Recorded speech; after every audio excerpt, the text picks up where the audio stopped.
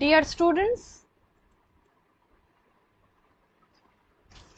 সহজ স্টাডিতে তোমাদেরকে আরো একবার স্বাগত জানাই। তোমাদের ইংলিশ ক্লাস 37 আর মাত্র একদিন হাতে রয়েছে। সেই জন্য যে যে গুরুত্বপূর্ণ পয়েন্টস গুলো আছে আমি চেষ্টা করব তোমাদের একটু লাস্ট টাচ আপ দেওয়ার আর কি, ঠিক আছে? তো সেক্ষেত্রে তোমরা অলরেডি নিয়মটা জেনে গেছো, আর আমি বারবার বলেছি যেহেতু দেখো স্পেসিফিক্যালি একদম ক্লিয়ার করে কিছু বলা নেই, এমনও তোমাদের হাতে তো লিখতেই হবে ডেফিনেটলি, এবং কোয়েশ্চেনের মধ্যে আনসার লিখতে হবে। যেটা মূল বিষয় হচ্ছে যে হয় ওটা এমসিকিউ আকারে থাকবে, এমসিকিউ মানে হয়তো অপশনটা দেওয়া থাকবে, এমসিকিউ হবে না, অপশনটা দেওয়া থাকবে, আর তোমাদেরকে সেই অপশনের মধ্যে থেকে কারেক্ট অপশনটা নিচে লিখতে হবে, ঠিক আছে? সেটাই। আদারওয়াইজ কোনো অপশনই দেওয়া থাকবে না, কোয়েশ্চেন অনলি দেওয়া থাকবে, তার আনসার লিখতে হবে। তো বেটার সেকেন্ড যে যেটা বললাম যে কোয়েশ্চেন দেওয়া থাকবে, আনসার লিখতে হবে, এটা প্র্যাকটিস করে যাওয়া, কারণ এমসিকিউ মানে কোয়েশ্চেন অপশন দিয়ে দিলে তো তোমরা করতেই পারবে, সে বিষয়ে তো কোনো অসুবিধা নেই, ঠিক আছে? এটাই বেটার।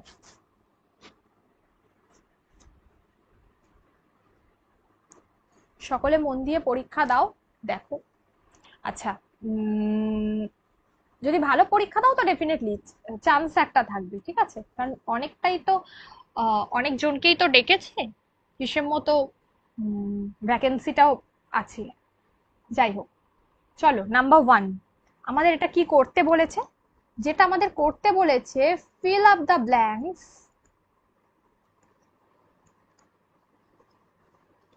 তোমরাই বলবে, উইথ প্রপার টেন্স,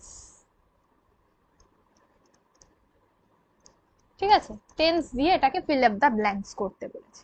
দেখো এখানে শব্দটা দিয়ে দিয়েছে আই সি, ঠিক আছে? I see. আচ্ছা, এখানে অ্যাকচুয়ালি এই সিটা এখানে হওয়ার কথা, এখানে হলে জিনিসটা তবে মিনিংটা দাঁড়াবে, ঠিক আছে? সি।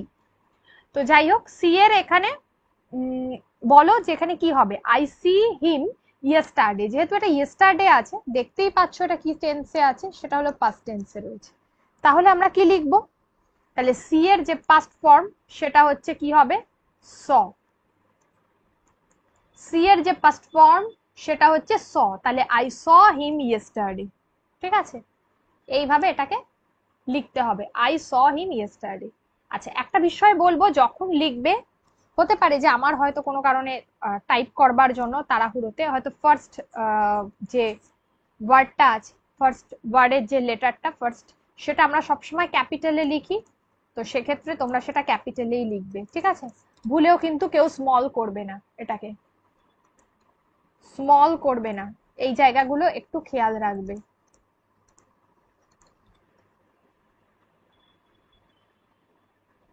নেক্সট, নেক্সটটা বলো, নিজেরা বলো। দে হ্যাভ, দেখো, দে হ্যাভ ডান, দে হ্যাভ ডান। আচ্ছা, এখানে একটা ভুল হয়েছে, সেটা হলো দেয়ার ওয়ার্ক হবে, ঠিক আছে? Their work, they have done their work. কেন? প্রথমত ডু এর এটা হচ্ছে পাস্ট পার্টিসিপল ফর্মটা বসলো, ডু ডিড ডান, ঠিক আছে? কেননা এটা হচ্ছে তোমার দে হ্যাভ ডান, অর্থাৎ এটা হলো present perfect, present perfect tense হিসাবে এটা ব্যবহার করা হয়েছে। প্রেজেন্ট পারফেক্ট টেন্স, টেন্সকে আমরা জানি present tense, past tense, future tense. তো এই প্রত্যেকটা টেন্সকে, বিশেষ করে প্রেজেন্ট টেন্স অর্থাৎ প্রেজেন্ট, এখানে সিম্পল প্রেজেন্ট, একটা হচ্ছে প্রেজেন্ট কন্টিনিউয়াস, একটা হচ্ছে প্রেজেন্ট পারফেক্ট, আর একটা হচ্ছে প্রেজেন্ট পারফেক্ট কন্টিনিউয়াস, ঠিক আছে? এই চারটি ভাগে আমরা ভাগ করতে পারি। তো এখানে এটা হলো present perfect tense, they have done their work. Next, next বলছে I dash meet him last week, গত সপ্তাহে দেখা করেছিলাম। তাহলে লাস্ট উইক এটা হচ্ছে সিম্পল একটা পাস্ট টেন্স, আই মেট, মেট কেন? মিটের পাস্ট ফর্ম, ঠিক আছে? লাস্ট উইক দেখা করেছিল, ওকে, লাস্ট উইক দেখা করেছিল। নেক্সট, আচ্ছা, যদি কারোর কোনো কোয়েশ্চেন থাকে অবশ্যই জিজ্ঞাসা করতে পারো।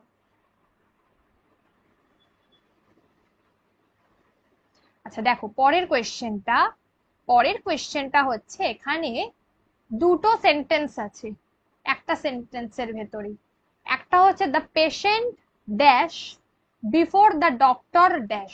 আমরা কি বুঝলাম, যেখানে একটা দিয়েছে ডাই মানে পেশেন্টটা মারা গিয়েছে, তো ডক্টর সেই সময় এসে পৌঁছালো, মানে ডাক্তার আসার পূর্বেই পেশেন্টটা মারা গিয়েছে, এটাই তো। এখানে তাহলে দুটো সেন্টেন্স এই বিফোর দিয়ে এটাকে যুক্ত করা হয়েছে। তাহলে এক্ষেত্রে যেটা হয়, এই ধরনের সেন্টেন্সে যে ডাক্তার আসার পূর্বেই পেশেন্ট মারা গেল, এখানে প্রথমটায় দ্য পেশেন্ট হ্যাড ডাইড, অর্থাৎ এখানে কি হচ্ছে, এই সেন্টেন্সটাতে আমরা দেখতে পাচ্ছি এটা হলো পাস্ট পারফেক্ট টেন্স ইউজ হয়েছে, পাস্ট পারফেক্ট টেন্স। ঠিক আছে, কিছুক্ষণ কাজ আগেই কাজটা কমপ্লিট হয়েছে এইটা বোঝাতে। আর দ্য ডক্টর এখানে কি হবে, রিচড।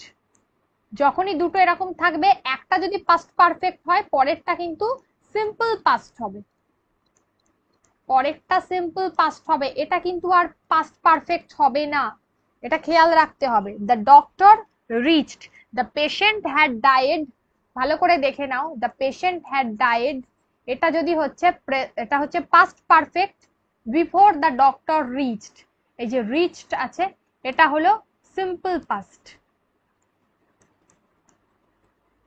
এখানে দুটো বাক্যকে দুটো টেন্স দিয়ে যুক্ত করা হয়েছে।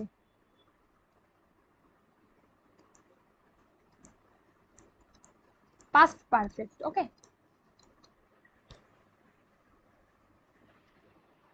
পরেরটা, the Victoria Memorial dash in the Maidan. The Victoria Memorial, কেন এটা ব্যবহার করা হয়েছে? ভিক্টোরিয়া মেমোরিয়ালের পরে এখানে যেটা হচ্ছে যে দেখো,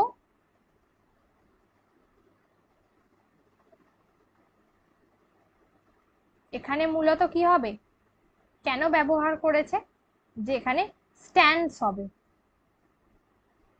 ঠিক আছে।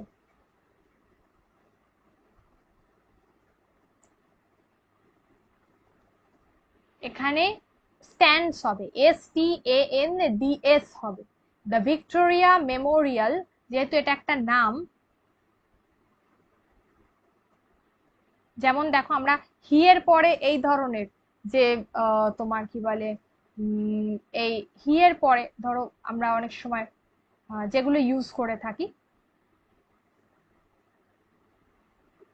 তো এখানে ভিক্টোরিয়া মেমোরিয়ালের পরে হচ্ছে এখানে হবে স্ট্যান্ডস, ঠিক আছে, STANDS।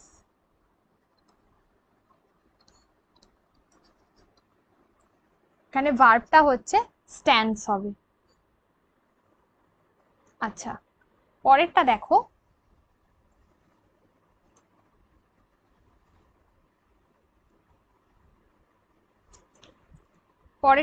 এখানে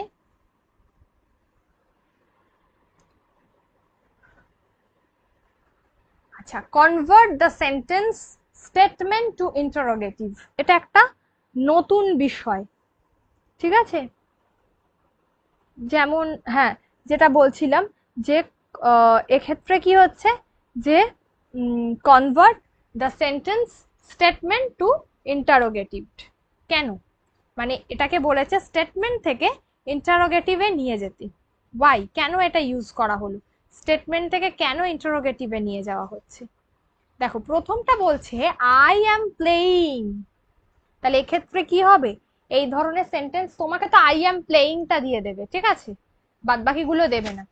তাহলে তোমাকে লিখতে হবে, এটার বলেছে ইন্টারোগেটিভ করতে, মানে এটাকে আমি প্রশ্নবাচকে কনভার্ট করব। তাহলে অ্যাম আই প্লেয়িং এটা আমরা ব্যবহার করব, ঠিক আছে, অ্যাম আই প্লেয়িং এক্ষেত্রে এটা ব্যবহার করব। পরেরটা দেখো, হি ইজ কলিং মি, আগেরটায় আমরা কি দেখেছি, এই যে ভার্ব যেটা ছিল বি ভার্ব ওটা আগে এসে বসছে, তারপরে আইটা বসছে মানে যেটা সাবজেক্ট, এবং তারপর প্লেইং, ঠিক আছে। তাহলে এটার ক্ষেত্রেও তাই হবে, ইজ হি কলিং মি এইটা ইউজড হচ্ছে, ইজ হি কলিং মি। তারপরেরটা দেখো,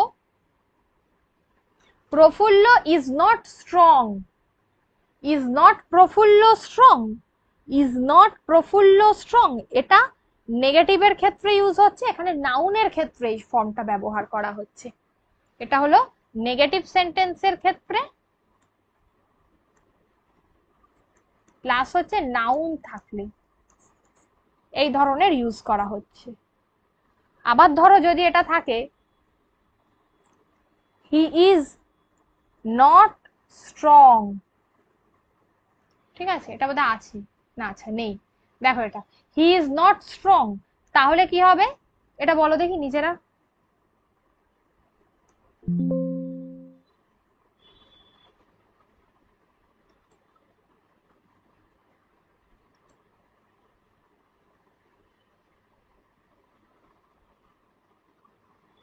আচ্ছা, এটা হবে ইজ হি নট স্ট্রং, দেখো এটা হচ্ছে is he not strong.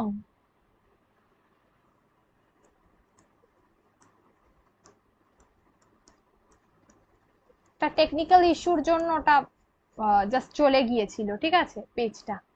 Is he not strong এই জায়গাটা। আচ্ছা, ইউ লিভ ইন দিল্লি, ঠিক আছে, ইউ লিভ ইন দিল্লি যদি এইটাকে দেয় তাহলে এক্ষেত্রে কি হবে, যেটা প্রিন্সিপাল ভার্ব, যেটা টু বি ভার্ব রয়েছে, ঠিক আছে, তাহলে তাহলে এক্ষেত্রে আমরা কি করব, do you live in Delhi, do you live in Delhi এই শব্দটা আমরা ব্যবহার করব, ঠিক আছে। বা ধরো দে ওয়ান্ট সাম ফুড, তাহলে do they want some food, এটা যেহেতু তোমার প্রেজেন্ট ফর্মে রয়েছে সেই জন্য এটা আমরা ইউজ করছি, এটা যেহেতু প্রেজেন্ট ফর্মে রয়েছে সেহেতু এটা আমরা ইউজ করছি। আচ্ছা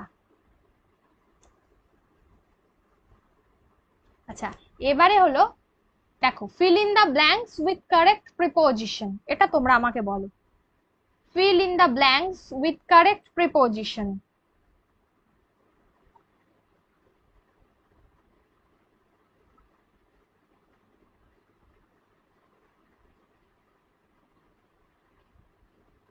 My friend is proficient dash the art of cooking, কি হবে,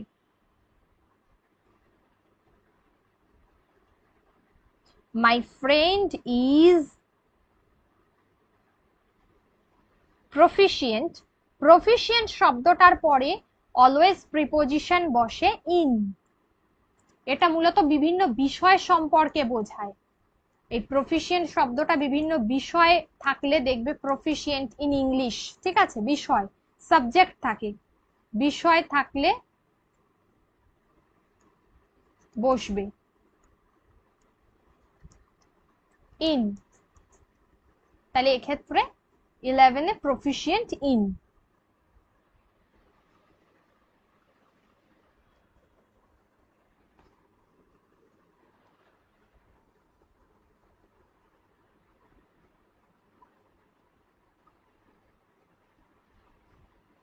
আচ্ছা, এবারে আমাকে বলো যে পরের কোয়েশ্চেনটা দেখো, এটা একটা ইডিওমেটিক, এটা একটা ইডিওমেটিক এক্সপ্রেশন, ঠিক আছে, এটা একটা ইডিওমেটিক এক্সপ্রেশন, যেটা তোমাদেরকে বলতে হবে এর উত্তরটা কি হবে। এটা একটা ইডিওমেটিক এক্সপ্রেশন যার উত্তরটা তোমাদেরকে বলতে হবে কি হবে। Call it a day, call it a day, এটা কি হবে বলো।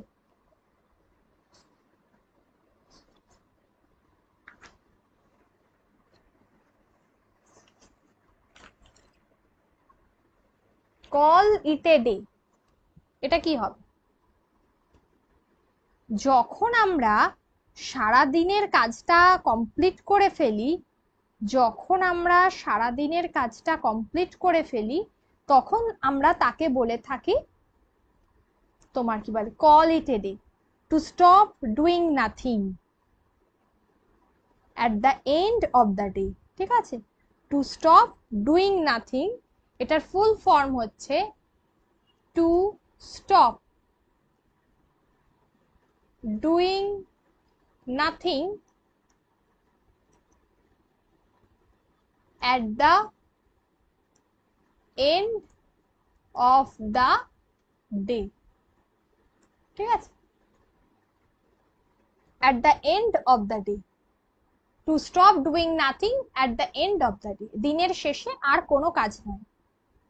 ওকে, আচ্ছা লাস্ট ওয়ান যেটা আছে, এটা তোমরা আমাকে উত্তরটা দাও। Fill in the blanks with article, তোমরা শিখেছো এটা, উত্তরটা দাও। Dash the Patriot in him. আচ্ছা, এখানে একটা করেই দিয়েছি, দ্য প্যাট্রিয়ট করে দিয়েছি। In him rose to dash occasion, কি হবে বলো?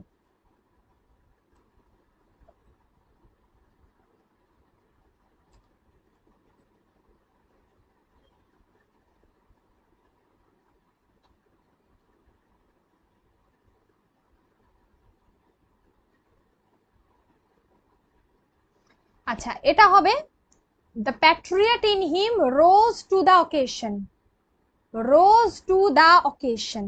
ঠিক আছে, এখানে দা ইউজ হবে, বি কেয়ারফুল, এখানে দা ইউজ হবে। ওকে, আচ্ছা যেহেতু এটা একটা বলে দিয়েছি, তো আমি আরেকটা জিজ্ঞাসা করব, সেটা হচ্ছে ধরো বললাম যে ড্যাশ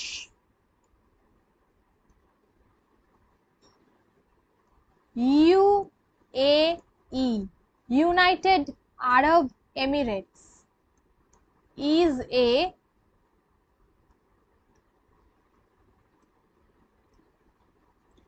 prosperous country,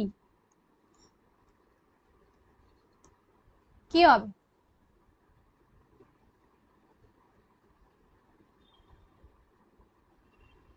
এটার আনসারটা কি হবে বলো?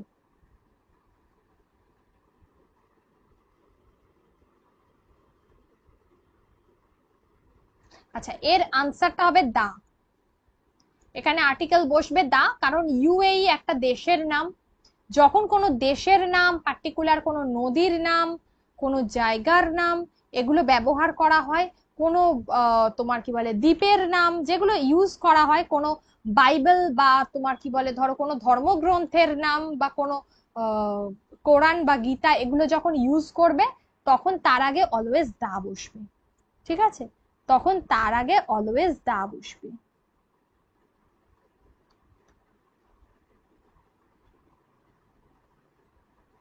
ওকে, এটা আমি এই ক্লাসগুলো করিয়ে দিয়েছি আর্টিকেলে, তোমরা একটু প্রিভিয়াস ক্লাসগুলো তবু দেখে নেবে। ঠিক আছে, তাহলে এখন এই পর্যন্ত থাকলো, আমরা আবার আরেকটা সেট খানিক পরেই তোমরা দেখতে পাবে। ওকে, চলো,